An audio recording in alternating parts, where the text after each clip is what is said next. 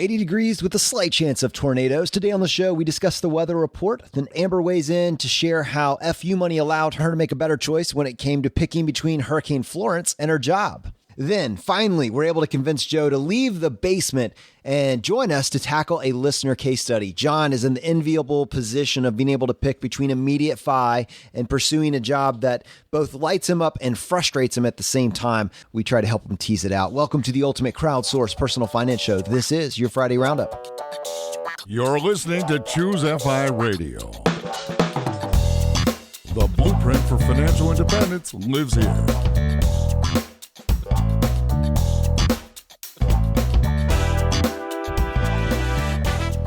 If you're looking to unlock the secrets to financial independence and early retirement, you're in the right place. Stay tuned and join a community of like-minded people who are getting off the hamster wheel and taking control of their lives in the pursuit of financial independence. ChooseFI, your home for financial independence online.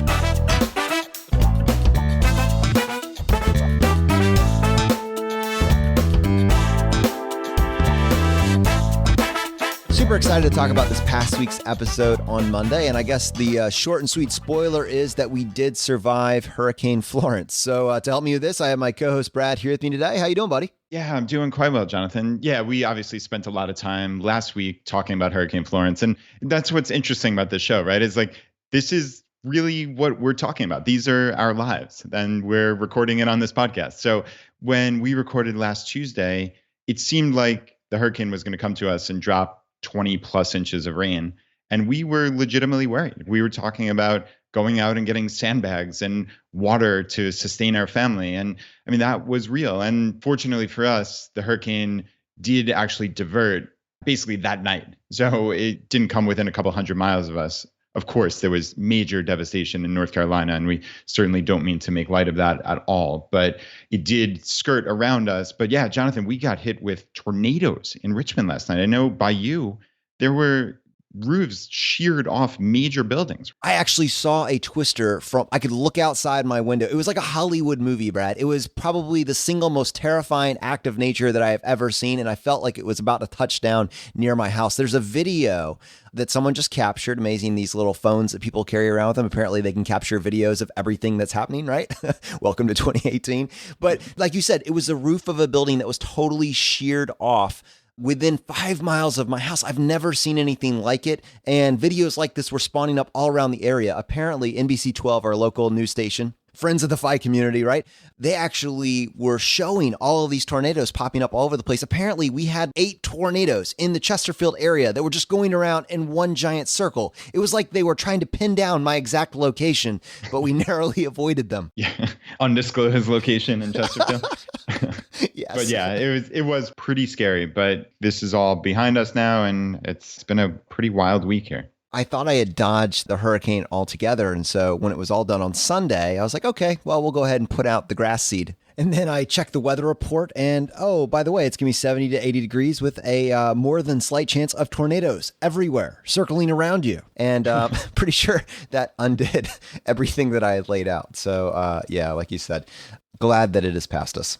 And, you know, as crazy as the tornadoes were here, Brad, I mean, this devastated different parts of the country. And, you know, I wanted to highlight this post that we actually got in the Facebook group from Amber. And she says, reason 875 to choose Phi, actual conversation with my boss about being in the hurricane's path. I say, or she says, I'll be working from home Thursday and Friday until I lose power. The boss says, I expect my team here on those days. You and I might have a problem if you're not here. To which Amber says, that's a shame, but I don't feel comfortable being out in those conditions, so I'll work at home.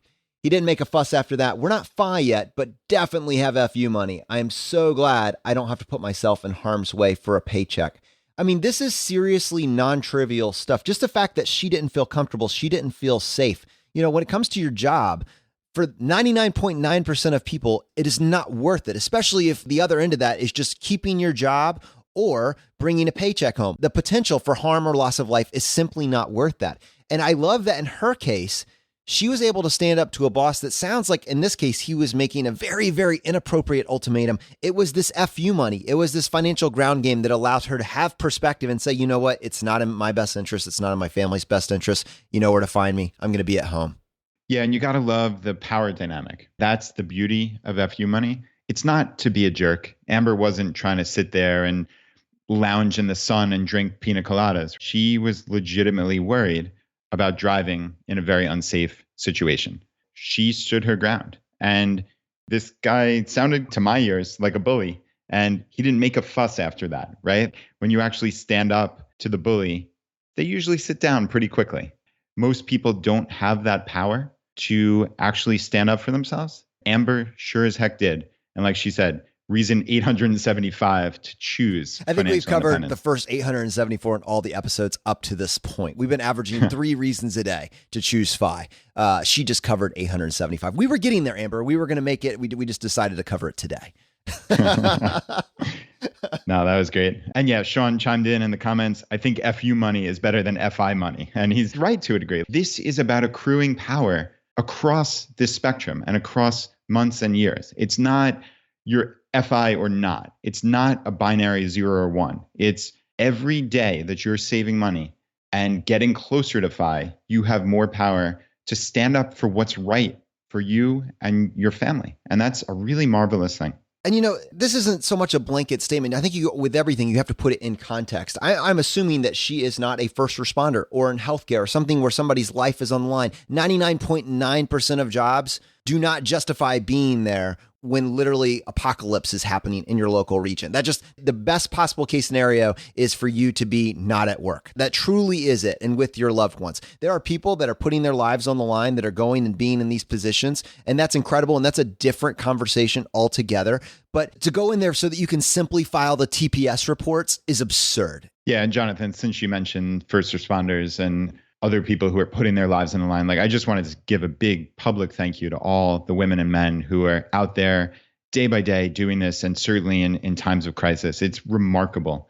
Obviously, we're fortunate that, I'm watching this from my couch, right? And just looking at this heroism, and it is amazing. So yeah, a huge, huge thank you from ChooseFI to all the first responders out there. And all of this has convinced me, Brad, that it is time to leave Virginia and go to Florida for a couple of days. And fortunately, there is the perfect excuse. Fincon 2018 is here. It comes up each year. And I'm excited about it for multiple reasons. One, because we're actually going to be giving a talk, kind of rolling out some of the strategies we use as we've built this podcast over the last year. But two, we were able to coordinate with the local admins of the Orlando, Jacksonville, and Tampa groups to set up a meetup for that same week. It looks like we're going to have probably right around 100 attendees, and I'm really, really excited about that. Yeah, we had the good fortune of attending a local meetup similarly at our podcast conference a couple of months ago in Philly. 150 plus people showed up. It's just kind of a natural now. When we go to a new location, let's meet up with our local group. How perfect and cool is that? So 4 p.m. is the rough start time on Friday, the 28th. And it's at the Half Barrel Brewery. So if you live in Florida and you want to come on down. We will be there probably from 4 to 7, I would say. And who knows, some people might be there after that. So Half Barrel Brewery on Friday, the 28th at about 4 p.m. And Brad, I was thinking we have these 25 to 30 t-shirts that we had gotten developed for an event that we had earlier in the year. I was thinking, why don't we just go ahead and bring them with us? And if you come to the meetup, you get a t-shirt for free. Well, that sounds good. Or at least the first 25 people will. Yeah, well, for the valuest in every single one of you, right? There's going to be a line at 3:45 to see who gets the t-shirts now, right? Free t-shirt? Are you serious? Yes, I'll make the 2-hour drive to be there. I've got to knock that down. But yeah, this is going to be open to the entire Phi community. So if you're a blogger who's attending Fincon, we'd love for you to show up. Please don't think this is like you have to be a member of the Jacksonville ChooseFI local group. We hope there are hundreds and hundreds of people at this event. So if you are hearing this and you want to come down, please do. All right, Brad, well, let's go ahead and take a few minutes and talk about this past week's episode with Harry, the Rideshare Guy. And the place I really wanted to start was talking about something that you highlighted. You said, Harry, your mantle, the name that you grabbed was the Rideshare Guy. And was that just straight ripping off the Points Guy? To which Harry confessed, busted. But I wanted to slow down on that because I thought he brought up such a fantastic point. He truly has become the center of his niche. And for the drivers of Uber and Lyft, for anybody that's in this kind of sharing economy, he's increasingly become a resource. And I thought this is something that so many of the people in our community are wondering, how do I replicate that for my specific situation? So I thought that maybe this would be a topic worth exploring today. And maybe we can distance ourselves a little bit from ChooseFI. Actually do it both ways. Think about a little bit of what we've done here at ChooseFI, but also kind of paint a scenario if you were doing something completely different with all the stuff that we've learned over the last year. How would you start? How would you kind of emulate some of the tactics that Harry used to build up a kind of designer laptop lifestyle? Does that sound like a conversation you'd be interested in having with me today? That is very formal, but yes, I accept formally. That's why I wake up in the morning. Okay.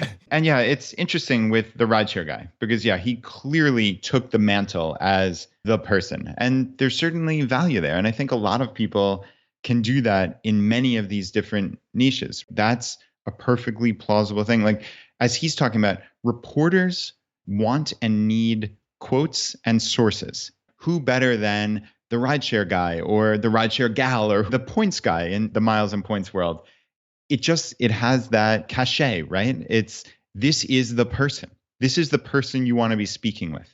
It's interesting that we've seen that work so well just in these two, I would say, minor instances, but they're not so minor, right? Both the points guy and the rideshare guy get millions of visitors a month. So and the college investor, we've interviewed him as well. Another website that has, I think, over 2 million page views a month. I think he's like the same size as Mr. Money Mustache, or maybe even a little bit bigger. And he's kind of locked down that niche in terms of who is going to go check out the college investor. Well, it's probably going to be a college age student that's interested in investing. He's the guy. Right? I mean, there's something worth talking about here. I don't know if everyone needs to change their brand name to put "the" in front of it. In fact, Facebook went the other way, right? They dropped the Book of Faces. Huh. But there's a strategy that's worth highlighting here, and it's how do you become the center of a community? That's, I think, the conversation. Yeah, and I think since you asked before about to maybe compare and contrast with what we've done with ChooseFI, you and I have clearly not said that we're the guys at all. I mean, I think we're your, I don't know, friends maybe? Like we're your buddies who are just sitting around and talking about this stuff and trying to work through it. As we've from the very beginning said, experiments in financial independence. And we don't use that phrase all that often anymore, but that's what this is. This is two families living their lives, and we're trying to do it in a way that adds value to the audience and adds value to this community. And I think that's where we started. I think we also very intentionally tried to make it this community gathering place. That's what the Friday Roundup is. That's why we have in-house experts who can come and leave voicemails or write articles that we can read on the podcast. And we can use that information from these women and men who are just doing remarkable, remarkable things that, Jonathan, you and I are not subject matter experts on safe withdrawal rates or any of the numerous topics, in-depth tax hacking. That's not our thing. No, we're increasingly professional question askers. That's the right. But there's value there, right? Asking good questions. There's huge value. Curating is important. Curating good information is really important. And like you said, and I didn't mean to talk over you there, but we can curate that by asking questions that if we were in the audience, we would want to ask those, right? And we can get the people on who are those subject matter experts. But I think the difference is between the two. The Phi community was an incredibly well-established community long before there was even a thought of what ChooseFI was. So clearly there's a difference from us trying to grab said mantle as opposed to the rideshare guy. There is nobody talking about rideshares at a high level. It was up for grabs. And so that's kind of like where I was going with this. Both of those are winning strategies. If you think about the community that you're positioning yourself to be connecting, you can go either of those directions. If it's a very well-established community like the personal finance or the Phi community, in this particular case, friends of the community, ChooseFI, friends of the Phi community, that is clearly a good place to go. And for them, it was more, let's grab this mantle and be the source to connect the mainstream to the niche. I think that if we were to go outside of either of these and come up with some different niches, like if ChooseFI were gone tomorrow and I were starting from scratch and I were picking a different niche altogether, or maybe even smaller niche, instead of just talking about Phi, maybe I'm talking about simple living. Maybe I'm talking about frugality. Maybe I'm talking about homesteading. Maybe I'm talking about gardening. Maybe I'm talking about kitchen appliances or cameras or podcasting or whatever it may be. I think there's some strategies that we have covered up to this point that we could then pin down and kind of apply to some of these other ideas. That to me is really, really interesting. So put yourself in the situation, Brad, that nobody knows who Brad Barrett is. And Brad Barrett has never had a successful website up to this point, but he knows everything that you know right now. You have access to all of the information, and you're going to start in a completely different niche. It's not going to be travel rewards. It's not going to be personal finance. It's going to be one of these other subtopics. Have you thought or considered how you would break out of the crowd and create for yourself some sort of brand identity, what that process would look like? I think what I would do, I would look for a problem in my life. Like, this is kind of how I approach, like, where can I add value? So maybe it would be either finding some issue that I wanted to overcome. I think people are looking for personal stories. So do I have some type of issue that I can learn about and solve? And then presumably many other thousands or hundreds of thousands, hopefully, of people have that same issue. Hopefully, this niche would be bigger and broader than just this one tiny little thing. So some type, maybe if we're talking, I guess I'm skewed because Phi, we look at as this life optimization. So I'm thinking as in terms of how could I broaden something? Like, I wouldn't want just how to change a doorknob.com. I'm sure that exists, A, but B, like, there's only so much you can do with that. Whereas, can you find some type of issue that either I have or maybe I've already overcome it, or find something in my life that I'm especially good at where I think I could add value to the world? I think that's always my bias, is how can I help people solve some problem or use something that I might be particularly good at that other people maybe could get some value from. That's what I would start with. But establishing that you are a real person and that people can trust you and maybe even grow to like you, hopefully, in a perfect world. I think there's a lot of value there. I think as we talk about, even in this online world, right? Like, and we talk about connections and friends and all this stuff, but connection is really missing from most people's lives. So people want to hear about your story and your life and what that pain point was and how you overcame it. So I think that's how I would initially search. And then, just like we've talked about, and a lot of bloggers and even Harry talked about, like, he used a lot of the relationships that he had built through the personal finance blogosphere to help him grow the Rideshare Guy. He went to his network. He went to people that like and trust him. I think it really comes right back to that, is finding those people that want to go to bat for you and also having something of value. And in Harry's case, he had an article or information on ride sharing, which is somewhat pertinent to personal finance, right? Obviously, we're having him on the ChooseFI podcast. So I think it's establishing and developing relationships and seeing how you can help people. Maybe some way down the road, they can help you, but you don't do it in that contrived manner, just like Harry is doing with his Twitter strategy, which I thought was brilliant. He knows that reporters need these quotes, and he's the person who goes out and is helpful and also understands the game, understands that they have 2 email addresses and one of them they never check because it's 10,000 cold pitches, and the other one is one that they actually do check and they give out. And maybe he gets that email address because he tweeted to someone or sent them a LinkedIn message or just showed that he was legitimate. So I think there's a lot of value just in Harry's story as pertains to your question, Jonathan. So anyway, I've gone on for long enough. I'd love to hear your thoughts. I think it depends on what your objective is. This is kind of interesting because we've been talking about it in the context of blogs, but not every website is a blog. So if your goal or objective is to foster a conversation around, financial independence or personal finance or, maybe rideshare or something along these lines around a very specific topic, there's definitely one strategy there. Another option that kind of runs a parallel path would be just to create a website. Are you trying to create a side hustle, or are you trying to create a blog that you can monetize?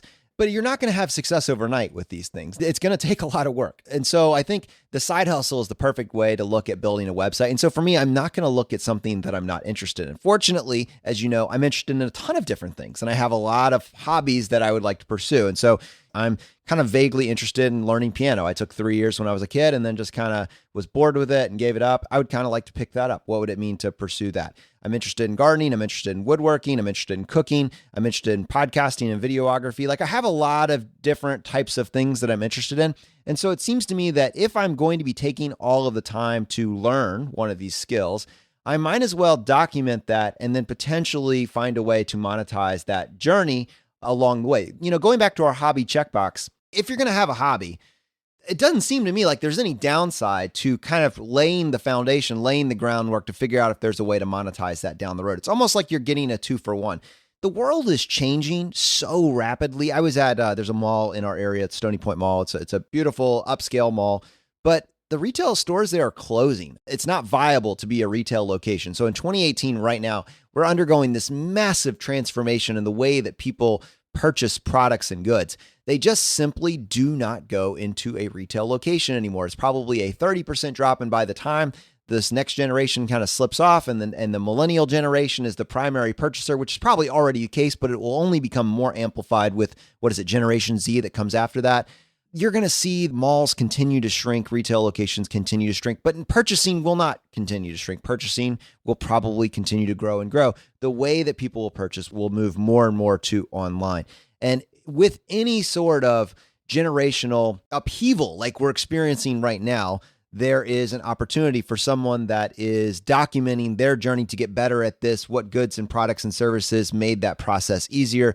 And for the individual that's willing to document that process, even if for the first year or two, they never make a penny, just the fact that they have something that's been around for a year or two gives it more weight. So by the time they actually figure out what the heck they're doing and they get better and better at the whole marketing end of this website, Google is already bestowing upon said individual more love and their content ranks higher and higher, giving them more opportunities. So if ChooseFI were going to disappear tomorrow, I would go to my list of kind of hobbies that I want to pursue. And the best way to learn something yourself is to teach it. We know this. It's a tried and true method. And so not only would I be learning it in a more comprehensive way because I'm being forced to teach it or replicate it, I'll probably find a community of people that are interested in this as well. And if I make $5 a month, $10 a month, as soon as I make that first dollar from, pursuing this, it's like, okay, that worked. What can I do a little bit better? And you just get better over time. It seems to me that pursuing something like this as a side hustle, it's a very low risk proposition. I'm not saying it's a low time proposition. What you'll find, the better you get at, the longer you go down this path,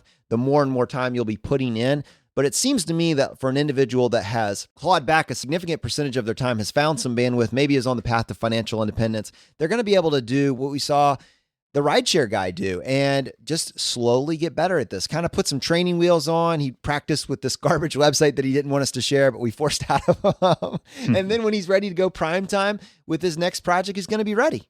Yeah, Jonathan, it's interesting that you bring up like his next project. Imagine Harry a handful of years ago as an aerospace engineer, and his next project is driving for Uber and Lyft. I just think that is incredible. So many people are held back by what other people think. What kind of aerospace engineer is driving for Uber on Friday night?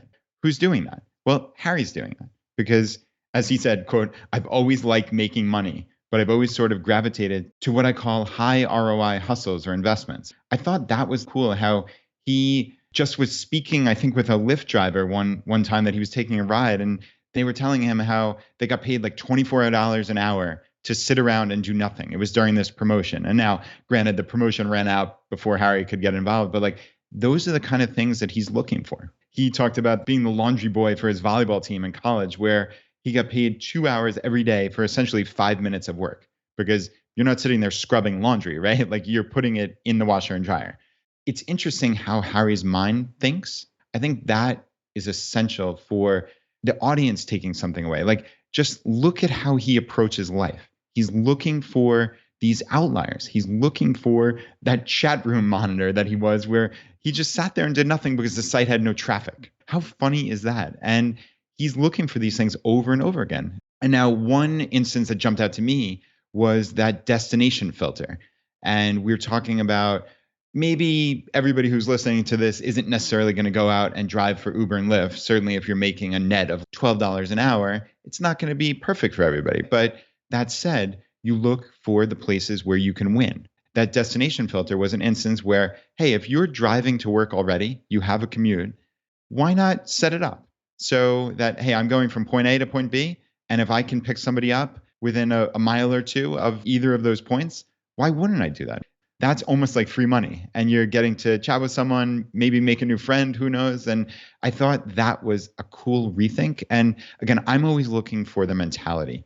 I think I'm trying to paint a picture here of how Harry approaches life. Yeah, I'm glad you brought up the destination filter. I think there's probably something here. I was actually looking at some of Harry's articles that he mentioned, and it seemed like the destination filter was something that you could just have on constantly at one point. It's actually been scaled back to where I think you can do 2 destination filters a day. I'm sure that Uber and Lyft will probably continue to change those as their algorithms change. So depending on when you're listening to this, it's always worth updating and checking. But currently, for someone in the Phi community that's not going to be a full-time Uber driver potentially, but is looking for a way to potentially optimize, it's worth highlighting how powerful this strategy was. Again, let's say you're this high income professional, or frankly, just even around the median income professional.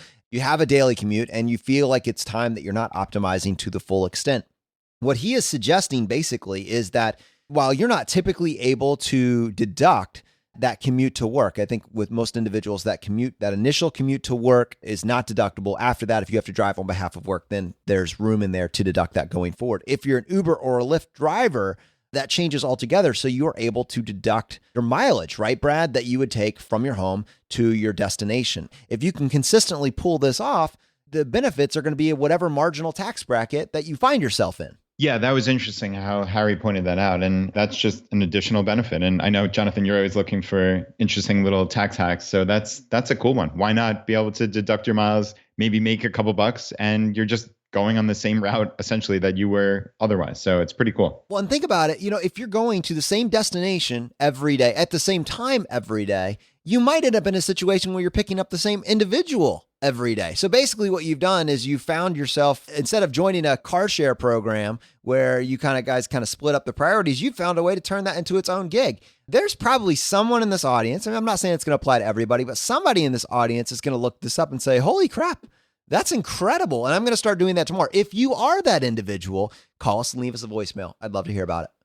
All right, guys, we have a very special guest for you today. We have cajoled and contrived to convince Joe Saul-Sehy to leave the basement for a long-awaited visit on the ChooseFI podcast. He's joining us today, and we are going to tackle some listener questions. Joe, welcome to the show, buddy. Dude, the sunlight is unbearable. You're so pasty. Got the sunscreen out? What do you do how do you live this way? I mean, no shag carpeting on the wall, no Bon Jovi posters. I'm not sure how you guys do it.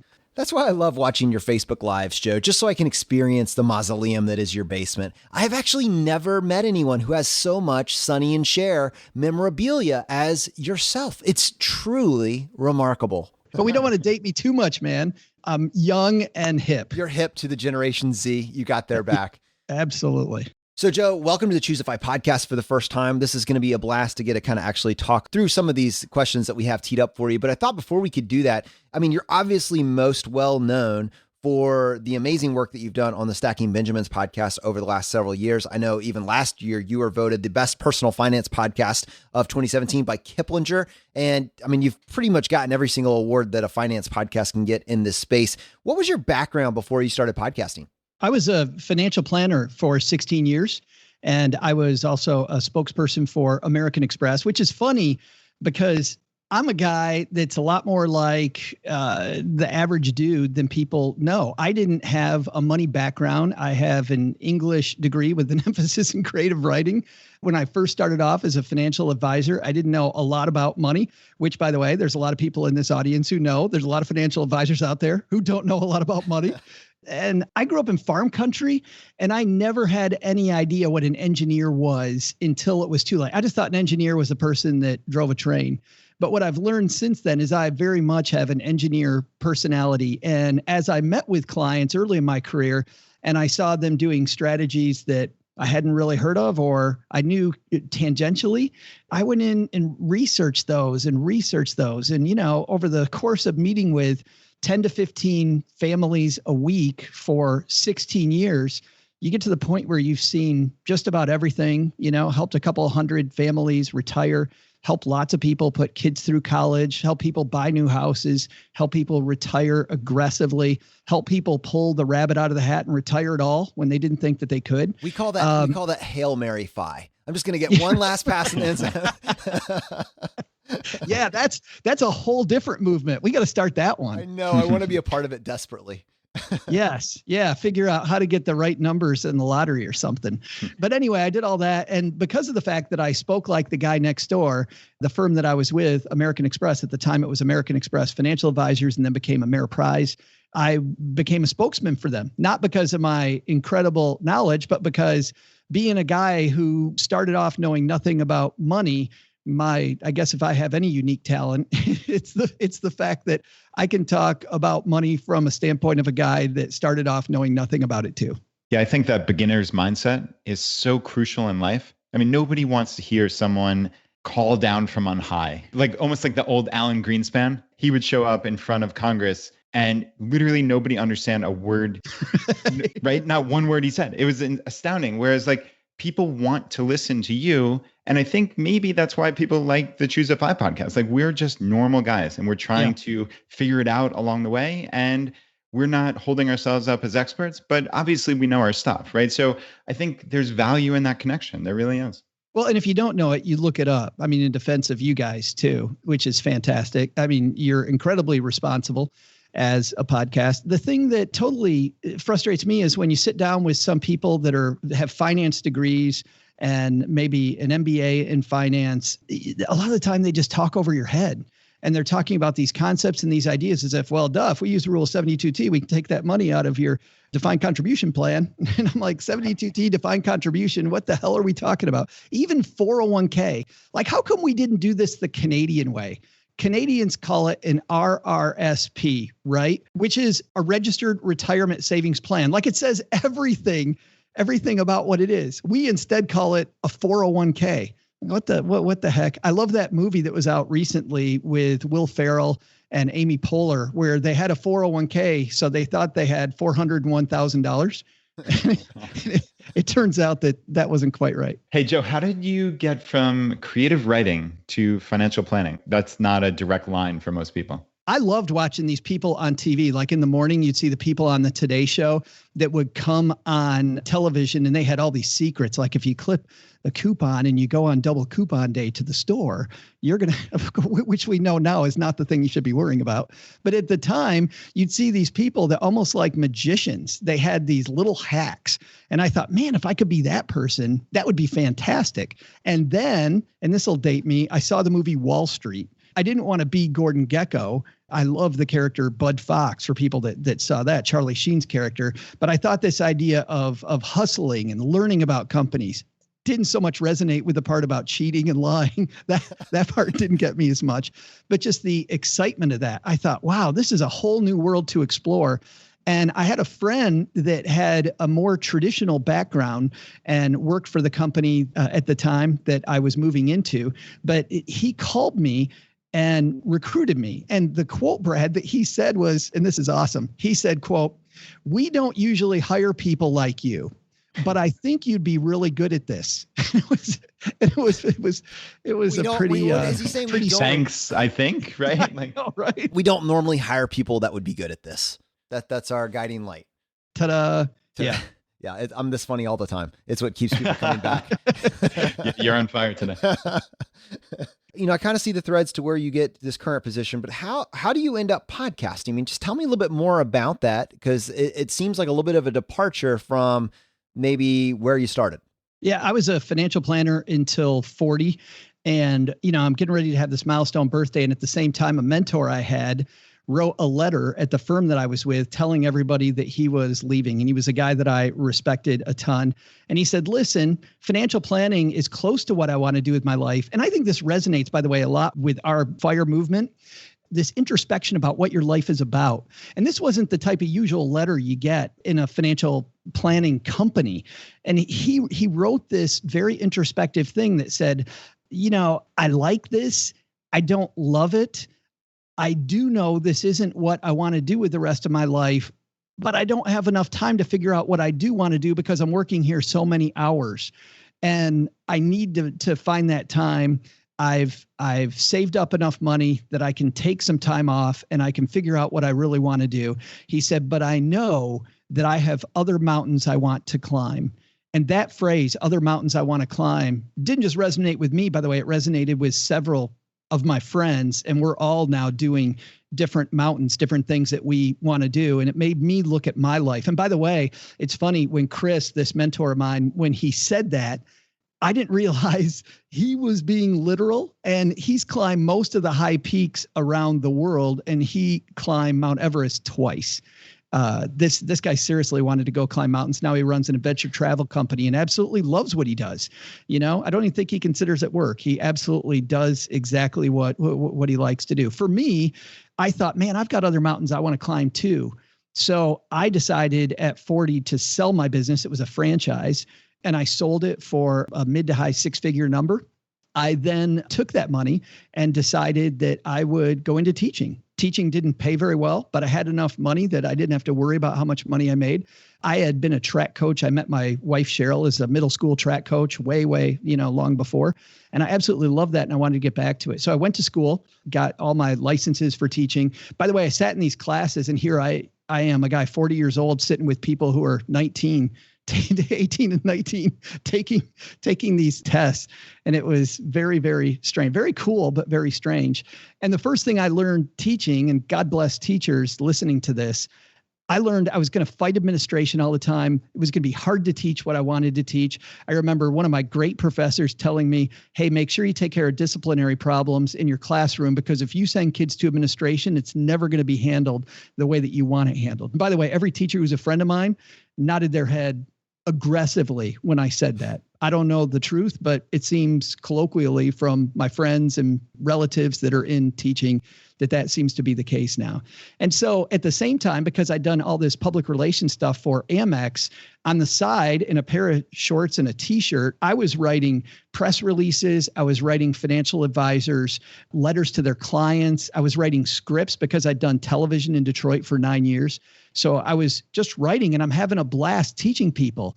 And I thought, man, maybe I should do this. So I started a blog, and it was okay. It was decent.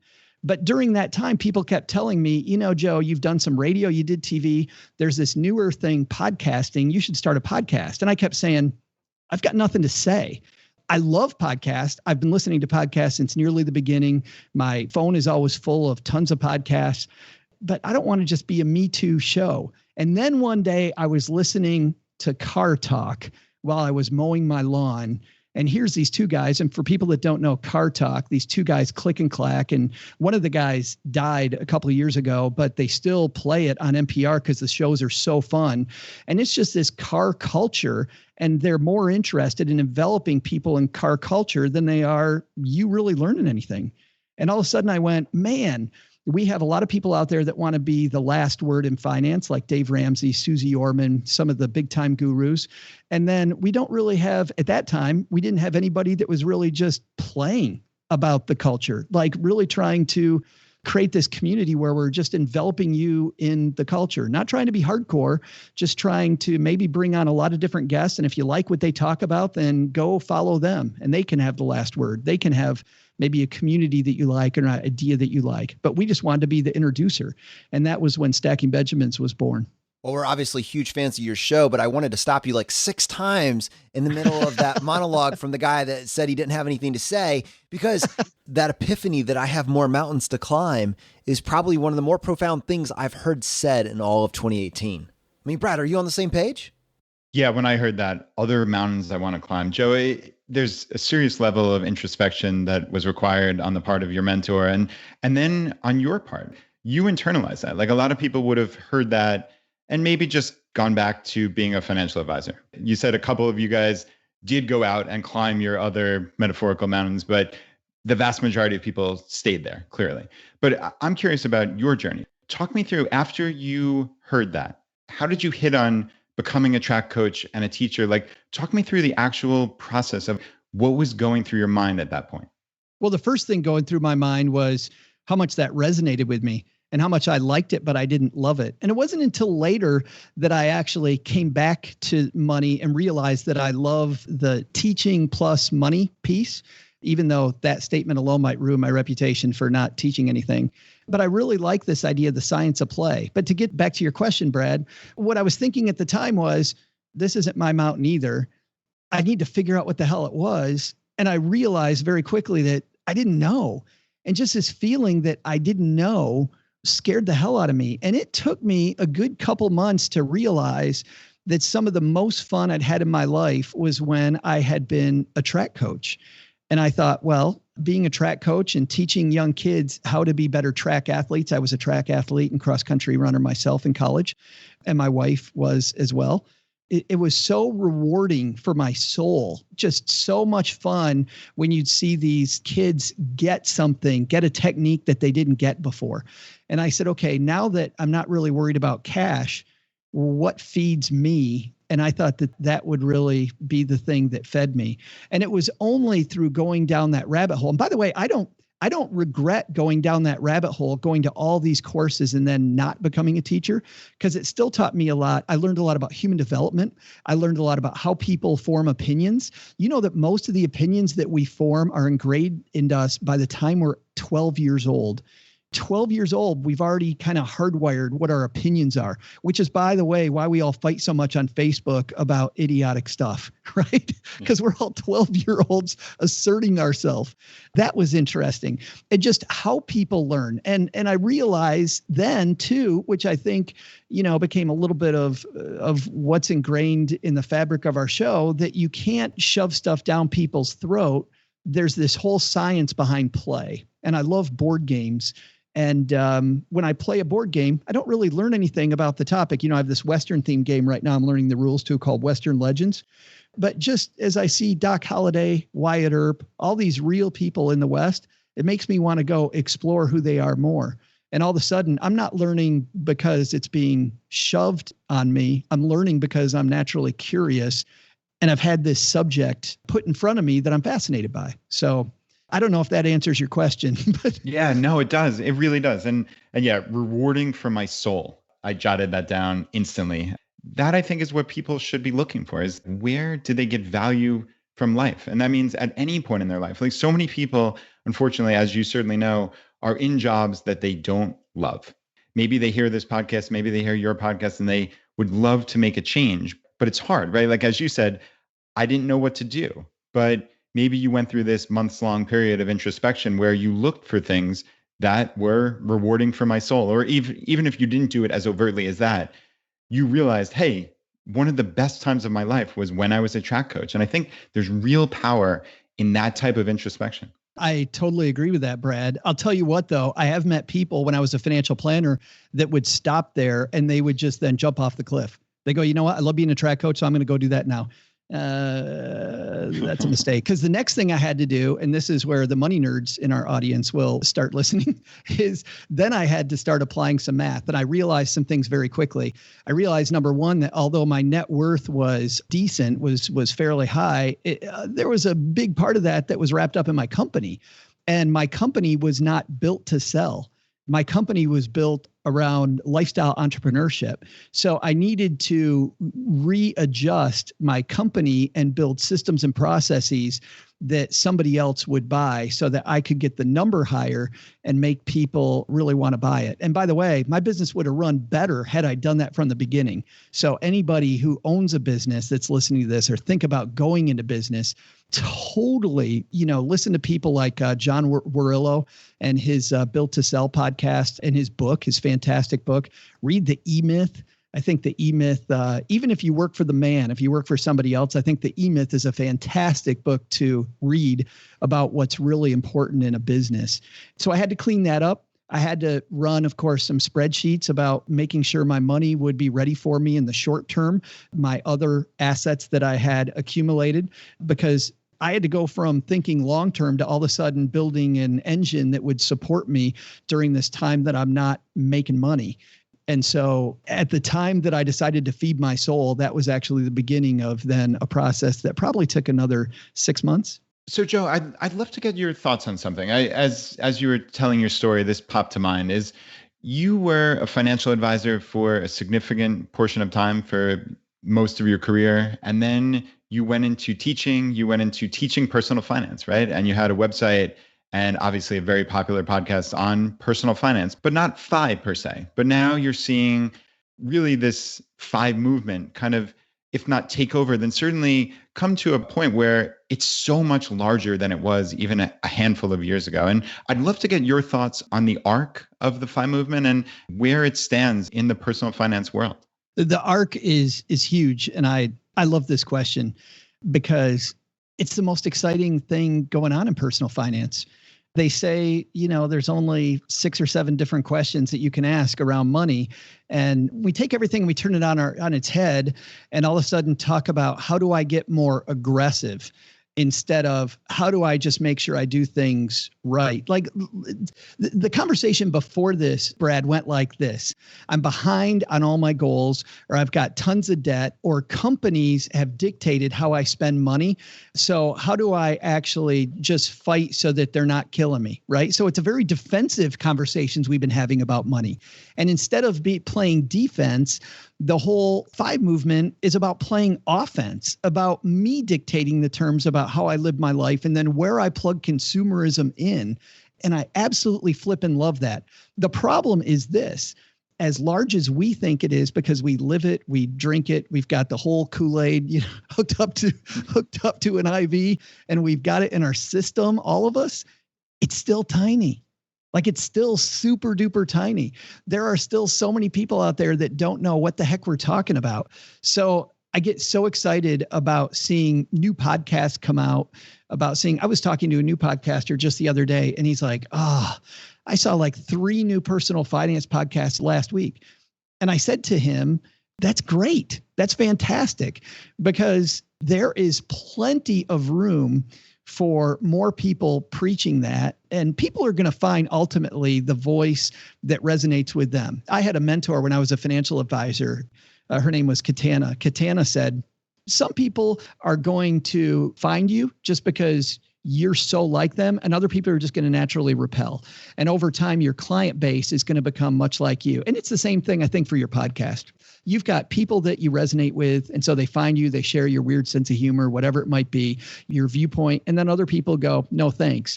And I'm okay if people say no thanks to me, but I think that this idea of getting more aggressive and being on the attack with your money and being in the driver's seat versus just playing defense is so powerful that, man, let's get more people talking about it. Let's get more podcasts. Let's get more blogs out there.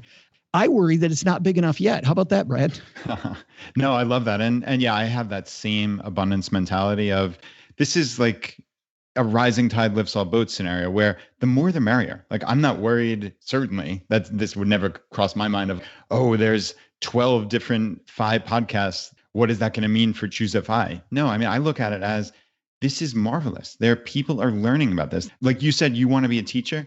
That's how I would love to be seen. I don't know if I am seen that way, but I would love to be seen as someone who can help people get on what I believe is this wonderful path to happiness. So yeah, I would never look at it as a competitive landscape. It's just, wow, there are so many people that are getting introduced to this and hopefully downstream introducing thousands, if not millions of people more. So yeah, I totally hear you there. And another point, like you said, playing defense. It's interesting how personal finance was that, whereas this is, again, it's abundance, not to overuse that, but you also see that in health. So much of healthcare is treating illnesses, whereas now there's functional medicine. There are people who are looking at holistic ways to stay healthy and to get even healthier. You also see it in psychology. Instead of dealing with acute issues, there's an entire science and psychology of happiness. I'm seeing those exact parallels there. And it's really interesting to tie those threads.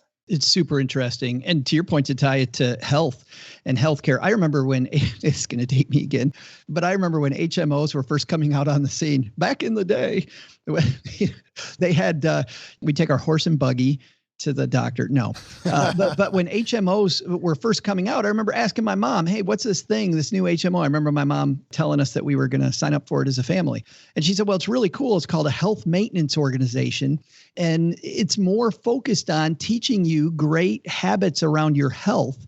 And then you stay healthy, and then you don't need to go see the doctor as much. And look at what HMOs have become.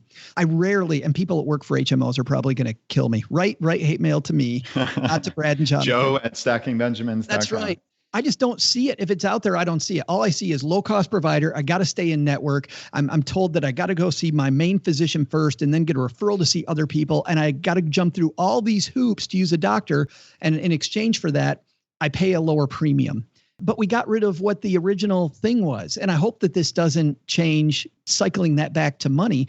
I hope that this stays the same way. Let's work on being super healthy with our money so that we keep all of our costs down. I mean, we can live a fulfilling life and have things that feed our soul that we don't have to, just go spend money on everything. I have these people in my family, by the way, that always have to go to the most expensive restaurant. When we see them, they say, hey, let's go hang out at the bar at this super high-end place. I'm like, why wouldn't we just sit around with like Trivial Pursuit at your table? Because we always have as much fun doing that as we do at this high-end bar. And it kills me. They're in big financial trouble now. And I keep dropping hints at them like, oh, this Dave Ramsey guy, a lot of people like him. and these ChooseFI guys, they built this great community. And these members of my family, oh yeah, that sounds great. Like it's so frustrating when you see people going the exact opposite way. Yeah, 5 seconds later, they couldn't tell you if you said Dave Ramsey, ChooseFI, or anything else. Yeah, you just the smile and nod, right? Right. And I heard yesterday, by the way, that they're going to buy a boat. Oh, nice. Yes. And nothing wrong with buying a boat. But when you can't afford basic stuff in your life and you're going to take a boat that you're probably going to buy on payments, you're already 1 foot in the grave and you're digging it faster. Well, I kid you not, Joe, your story and particularly what we've kind of rolled out for us right now in this last segment, I have a voicemail from a listener that is so perfectly tied to this. I mean, you haven't heard this voicemail ahead of time. You're not ready for this, but I'd love to kind of riff off of this with you and kind of explore this individual situation. Are you ready for this? No, of course not, but let's do it. Jonathan sandbags someone else on the ChooseFI podcast. I am in a perpetual state of unreadiness. It's fantastic. Throw Joe under the bus. Hey, Brad and Jonathan. I love your guys' show. I've been listening since the beginning. I'm calling with a dilemma that I have about my life, and it has to do a lot with FI, with fire. So I bought a business a few years ago, maybe 8 years ago. It's grown quite a bit, and I could now sell it. I have a couple buyers that are interested in buying it for around $1 million. I've started a couple side hustles recently, and my wife is still working. So with the sale of the company, and is some real estate that's with the company that I would separate and keep the real estate, so there'd be some rental income, and that real estate's completely paid off. So we would be, if we sold the company, we would be FI. But over the last year or year and a half of listening to your show, I've kind of realized that having my own business and it kicking off enough profit to support my family, that kind of is FI on its own. Although this type of business is it's not something that feels FI, it feels more like a job. So I am stressed out about it frequently, and there are things about it that I don't like, but there are things about it that are great. And it certainly gives me a lot of purpose and sense of just, getting up every day and working on the business and that sort of thing. So I'm kind of in this dilemma of, do I sell it and then I'm completely FI? Both my wife and I are 30, so it would be fairly early, and I'm very fortunate to be in the situation that I am. But I just thought it'd be interesting to start the conversation of like, if I'm kind of FI now, but it still feels like a job, but I could sell the business and then be completely FI, and I still have a couple side hustles that I can focus on and make some money, not near as much money as this business that I would be selling, but certainly enough to kind of cover some of the costs of our life. And so anyway, I don't know if you guys want to feature this voicemail and get any feedback from other people, but it's just a dilemma that I've probably been thinking about for about a year. And the other thing about it is that I have 2 potential buyers that are interested at that price tag. So that's not always a guarantee either that you would always be able to find a buyer. I mean, I know a profitable business will always find a buyer, but for this particular business, I know many other business owners that want to sell that have a difficult time. So anyway, it's just something I've been thinking about, and I thought, hey, that might be an interesting topic for the show. I really appreciate you guys and all the work you do. Fire is spreading. Boom. He gave us a boom. Awesome. So there's a lot of stuff to cover here. And Joe, I was really struck just when you were sharing your story with us by the parallels. Yeah, we can't tell him. I mean, obviously what to do has to be in his heart when it comes to sell the business or don't sell the business. He also knows when he says that other people struggle to sell their business and he doesn't want to miss out on an opportunity. I think taking that into account is smart. But here's the thing.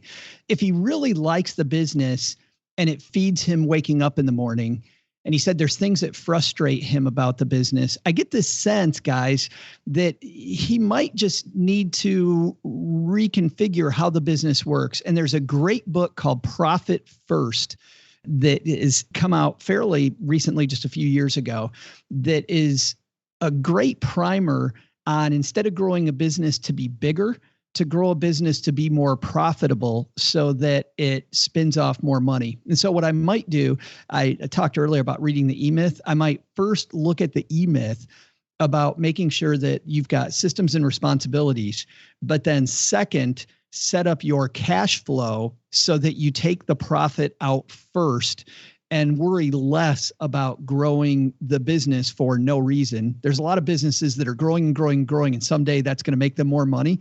But without a mechanism to actually profit from that business, a lot of businesses just keep getting bigger and bigger and bigger, and then they topple over, never having really made anybody anything. The other thing that does, setting up the systems, the process, and profiting first, the side note of that, it also makes the business more profitable, which means higher sale price if he decides to sell it down the road. So I think maybe setting up the systems through the E-Myth might help him deal with some of the frustrations better. And then the second piece, pulling profit out, might help him with him continue working and have his FI that he wants and still keep working because it's part of who he is. I love this thing, by the way. We had somebody, a certified financial planner on our show recently, Dana Ansbach, and she was talking about what's wrong with a life well worked. I don't think there's anything wrong with a life well worked. So if he loves the business and he decides that he wants to keep it, and he's able to get rid of some of those frustrations by redeveloping his systems and making the business focus more on profit to him, I think that might be a great place to be. Yeah, and Brad, it did remind me of something that I've definitely heard you say several times, talking about, and this is actually as a W-2 employee, is there a way that you can restructure it so you're able to spend more times on the things that light you up? It strikes me that if you are the business owner, you frankly have more control over that. Yeah, that's exactly where I was going to go with this. And I think there's a double benefit of it. Like Joe's saying, he can set up systems, but really the logical implication of that is you have to find someone else to do those other items. He's not going to be doing mundane things or even high value things that he just doesn't like. The double benefit of that is not having it so that this business is perfectly tied to this one individual. That's not a business. That's a cult of personality, right? And I'm not arguing necessarily that that's the case here, but if one person is absolutely fundamentally needed to run the business, then how could you ever sell that business and have it run without said person, right? So I really do think it's a double benefit for raising the sale price potentially, because also somebody who's coming in doesn't want to buy a business that is inextricably linked to this one individual, right? Absolutely. No, I want nothing to do with that business, because the second that you leave, then I have to figure out how to do it again. I mean, you look at, as an example that most of us know, you can see, and I haven't been in on their strategy meetings, but you can really see Dave Ramsey trying to move into retirement by, giving his daughter Rachel Cruz more time and getting her out in the spotlight more. He's getting Chris Hogan out there. He has all these different personalities, and he's trying to build this machine. And look at, even with his systems and processes, because it was all built around Dave, how difficult that is, and how Rachel has a fantastic voice, but her voice ain't Dave Ramsey. It's a whole whole different type of voice. And I've talked to many people that it doesn't resonate with them because they expect Dave and Rachel's bringing something a little bit different to the table. So you want to focus on the machine, not on how great your individual skill is. So for this individual, he's in a very unique position because the choice that he's laying out, it's even in a stronger position than you were, Joe. And he's basically saying, if I walk away from this, I am at Phi. Right. But the work brings, to some varying degree, and I think he's still trying to tease this out to himself, the work brings a level of purpose to my life. It brings some frustration, but it also, I do find a bit of my identity in it as well. And so I think we've kind of seen these threads where an individual, so, all right, I'm going to try and paint this picture where if you have all of these things, it's likely that you will never retire. If you have autonomy, if you have mastery, if you have purpose, if you have identity, if you have connection, if all of those are lined up, there's virtually zero chance that you want to walk away. I mean, it's just something, I'm going to do this forever. And that's kind of the situation to some degree that I feel like I found myself in. For this individual, it seems like there's a possibility that if he were able to clean up some of these frustrating aspects, that might apply to him as well, in which case it would be very obvious, well, just fix this and then roll with it and you're in great shape. If you were to look at those same characteristics and say, well, no, it doesn't really do that. No, it doesn't really do that. No, there's a million other things I'd rather be spending my time on. It seems to me like you could very easily make a compelling case. Hey, you beat the game. Now focus on the next mountain. The piece of this that we can't answer is the critical piece, Jonathan, which is, what do you really want to do? That's the piece that we have no idea what he really wants to do. And that's the struggle of figuring out, what do you want? That was a struggle that I had. That was a lot of struggle a lot of my clients had back in the day, getting people to what you want to do. And you know what's funny is that a lot of times people had such a hard time coming up with it that I used a trick where I'd take a coin out of my pocket. And let's say that this is Brad, and Brad's deciding whether he retires now or he doesn't. And he's on the fence. He has enough money, but he loves what he does, but he doesn't want to miss out on an opportunity. This same thing. And I say, Brad, okay, here's what we're going to do. Heads, you go ahead and sell the business and retire. Tails, you keep working. Deal? And in a lot of cases, people go, deal. Yeah, let's make it a coin flip. And I would flip the coin, and then I'd put my hand over it, and I'd look at my client and I'd say, which one do you want it to be? And you know what's funny? While the coin's in the air, the level of clarity that 99.9% of people got was amazing. They go, man, I hope it's that I'm retiring now. There it is. Awesome. And you know what I do? I take the coin. We'd never look at it. I put it back in my pocket, and that's what we did. That's brilliant. There's that gut feeling. And even if you can't logically explain it, which is why it eventually got to the coin flip in the first place, right, Joe? You know in your heart of hearts what the answer is. And yeah, you're exactly right. Like, we cannot possibly know what he truly wants. And I think he needs to do that introspection and figure out, where does he want his life to go? And I think just one kind of counterpoint to the potentially holding on to the business. And he kind of alluded to this in that other businesses of this type are difficult to sell. I don't know precisely what that means, but there is a level of certainty, obviously, in selling this and cashing out, right? He's talking about having other side hustles, having other passions. If there is this level of uncertainty that, who knows, maybe this business goes down to zero, or you can't sell it, which is essentially the same thing. You have $1 million asset here that can get you to Phi. And if this doesn't light you up, which again goes back to figuring out what he wants to do in life, but if this does not light you up, there's a lot of security in that certainty of selling it, cashing out, and moving on with your life and finding what is rewarding for my soul, Joe, like you said. Yeah, that was kind of the third point that he didn't present, that I love you bringing this up, because there is this other idea. What if he sold this business because it has some flaws? He either didn't set it up the way that he wanted, or there's some frustration that comes with it that he doesn't like. What if he was able to sell it and just get rid of the bad pieces and create a new business, or one of those side hustles that he has, invest it in a side hustle that kind of is more configured to the lifestyle he's looking for, peel off the rest of it and diversify it, invest a piece of it in this new business to get it up and running the way that he wants it to go. He could eliminate the negatives in his situation that way as well. Yes, because clearly that it's not this binary choice where it is do the business or do nothing. I mean, right. There's plenty of room in between the two to explore one of these side hustles and do it from an incredibly strong financial position. To me, that just seems really appealing, and I would likely pursue that, assuming that all of the criteria that we talked about earlier has been met. Joe, thank you so much for joining us on the show today for this first, but hopefully not last Friday Roundup. Man, we would love to have you back at some point in the future if you want to tackle some more listener case studies. Well, if we can do it with these blinds closed, so it feels more like a basement. You got to break out that SPF, brother. It's a deal. A lot better off. My pale skin.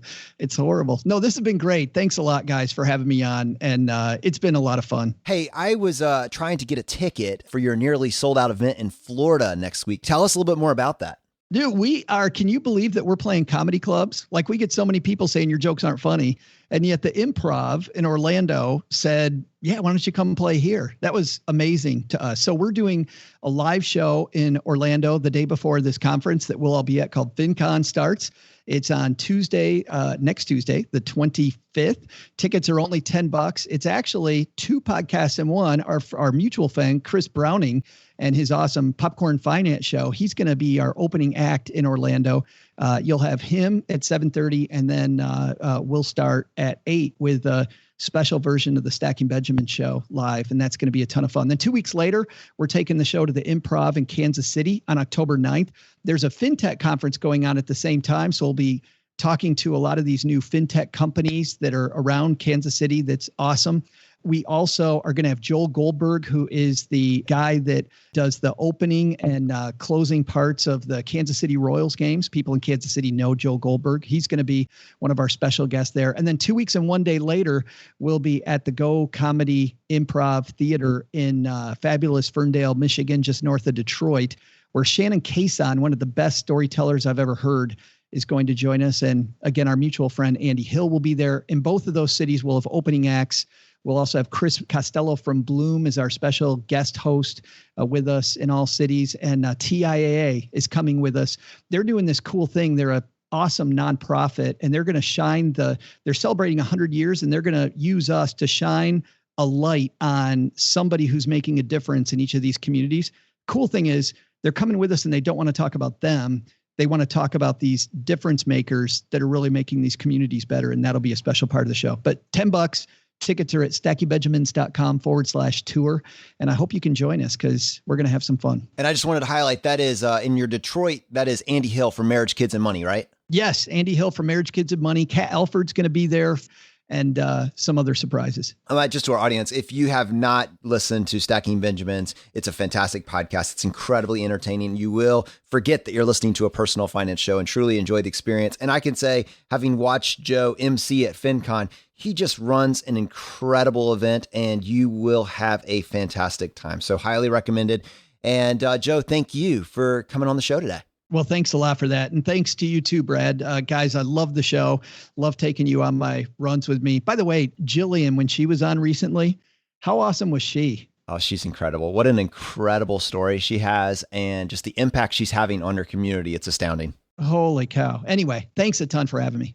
Now, unfortunately, that is going to bring this episode to a close. Now, as you know, we like to finish every episode by doing a drawing for a copy of a book that we have found useful. And there's 3 books that we offer. The first book is J.L. Collins' book, The Simple Path to Wealth. The second book is Dominic Cortuccio's book, Design Your Future. And the third book is Vincent Puglisi's book, Freelance to Freedom. You know, Brad, whenever we have a guest that has a book that they're featuring, I like to throw it in as the 4th option. So this week, why don't we offer Harry's new book, The Rideshare Guy, as a 4th alternative for someone that leaves us a written review. If you want to enter the drawing, all you need to do, just go to ChooseFI.com/iTunes, follow the instructions there to leave us a review on iTunes or Stitcher, and then send us an email to feedback@ChooseFI.com, letting us know that you left a review and what screen name you left it under. We give away 1 book for every 5 written reviews that we get, and we announce the winner on the Friday Roundup. Brad, how many winners do we have today? All right, Jonathan, we have 1 winner today, and the winner is Emily. Emily says, amazing show. So happy I found them. Jonathan and Brad are great together. My journey started earlier in 2018, but didn't catalyze until I started listening to ChooseFI a few weeks ago. They have great information every show, and they help you figure out how to apply the steps to your life. I know that my path to financial independence is shorter for having found these 2. Keep it up. All right, my friends, if you got value from today's episode, if you've been getting value from the episodes up to this point, just take 1 second and press the subscribe button on the platform you're listening to this on. Just lets the providers know you're getting value from the show and you want to be here when we produce additional content. All right, my friends, the fire is spreading. We'll see you next time as we continue to go down the road less traveled. You've been listening to ChooseFI Radio Podcast, where we help middle-class America build wealth, one life hack at a time.